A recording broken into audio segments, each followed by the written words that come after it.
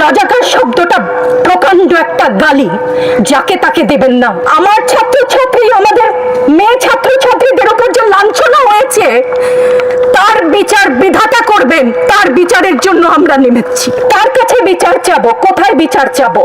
আমরা ঘৃণা জানাই। আমার কথা আমি বলতে পারবো না, আপনি তুলে নিয়ে যাবেন।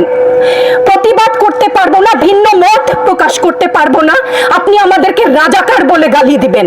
ছাত্র ছাত্রীদের উপর জুলুম বন্ধ না করলে পরিণতি ইতিহাস বলে দেয় কারো জন্য ভালো হয় না। এখন আমাদের সাথে আমাদের প্রিয় সহকর্মী চৌধুরী সাইমা ফেরদৌস, আমাদের ইনস্টিটিউট অফ বিজনেস অ্যাডমিনিস্ট্রেশন থেকে, উনি সংক্ষেপে তার অনুভূতিটি বলবেন। আসসালামু আলাইকুম সবাইকে। আমার বলবার অনেক কিছু আছে, সংক্ষিপ্ত করার কথা আমি খেই হারাচ্ছি, আমি কোনটা বলবো আর কোনটা বলবো না, সেটা আমার ঘৃণা। আজকে আমার কিছু প্রশ্ন আছে সবার কাছে, দেশবাসীর কাছে তো করবো না, যাদের কাছে করবার তারা বুঝে নিবেন। আমি ইতিহাসের শিক্ষক না, কিন্তু ইতিহাস জেনে বড় হয়েছি। আমার জন্ম ৭১-এর পরে, কিন্তু বই খাতা থেকে সরাসরি যুদ্ধে, ভাষা আন্দোলনে যারা অংশগ্রহণ করেছিলেন তাদের কাছ থেকে শোনা শিক্ষা থেকে জানি মুক্তিযুদ্ধের চেতনা কি, ভাষা আন্দোলনের চেতনা কি ছিল। মুখের ভাষা বাংলা বলতে পারি, সেই জন্য বোধহয় ভাষা আন্দোলনের শহীদরা শহীদ হননি। আমার কথা আমি বলতে পারবো না, আপনি তুলে নিয়ে যাবেন। প্রতিবাদ করতে পারবো না, ভিন্ন মত প্রকাশ করতে পারবো না, আপনি আমাদেরকে রাজাকার বলে গালি দিবেন। রাজাকার শব্দটা প্রকাণ্ড একটা গালি, যাকে তাকে দেবেন না। আমি অনুরোধ করছি না, আপনাদেরকে বলে দিচ্ছি।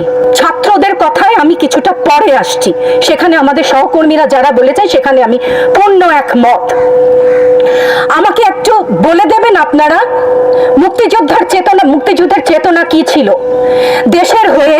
আপনারা বলবেন যে যারা শুধুমাত্র আমার বাবা মুক্তিযোদ্ধা ছিলেন, তাই আমার অধিকার প্রাপ্য অনেক কিছু, সেখানে পূর্ণ সহমত। কিন্তু এর পরবর্তী কাল থেকে আজ পর্যন্ত যে সমস্ত মানুষ দেশের বিভিন্ন জায়গায় বিভিন্ন ক্ষেত্রে নিজের স্বার্থ বলিদান দিয়ে দেশের জন্য কাজ করে যাচ্ছে, সব পথে উপার্জন করছে, টেবিলের তল থেকে 10 লাখ 5 লাখ টাকার কোটি টাকা তো বাদই দিলাম না, সেই সমস্ত লোক সম্বরণ করছেন, তাদের মুক্তিযোদ্ধার চেতনা কি কিছু অংশে কম? সেই প্রতিবাদ করলে আপনি আমাদেরকে বলবেন রাজাকার। রাজাকারের বাচ্চা, এটা প্রকাণ্ড গালি, যত্রতত্র দেবেন না। আর আমার ছাত্র ছাত্রীদের গায়ে গুলি কেন? আমি এখানে কেন দাঁড়িয়েছি, কেন আজকে কথা বলছি? কারণ আমি মানুষ, আমি শিক্ষিত একজন মানুষ, আপাদমস্তক ভাবে যাকে শিক্ষা বলেন। সেখানে আমি জানি মুক্তিযোদ্ধার চেতনা যদি কিছু আমার ভেতরে বিদ্যমান থাকে, আমি জানি অন্যায়ের প্রতিবাদ করতে হবে। বিচার চাই না বলেছেন, আমিও একমত। কার কাছে বিচার চাবো? কোথায় বিচার চাবো? আমরা ঘৃণা জানাই।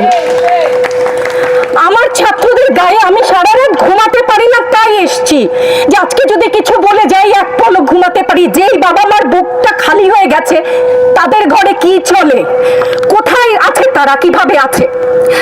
আমার ছাত্রছাত্রী, আমাদের মেয়ে ছাত্রছাত্রীদের উপর যে লাঞ্ছনা হয়েছে, তার বিচার বিধাতা করবেন। তার বিচারের জন্য আমরা নেমেছি।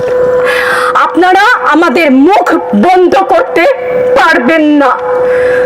মুক্তিযুদ্ধের চেতনা থেকে জানি, আমরা জন্মেছি একবার, মরবো একবার। ভয় দেখাবেন না। ছাত্র ছাত্রীদের উপর জুলুম বন্ধ না করলে পরিণতি ইতিহাস বলে দেয় কারো জন্য ভালো হয় না।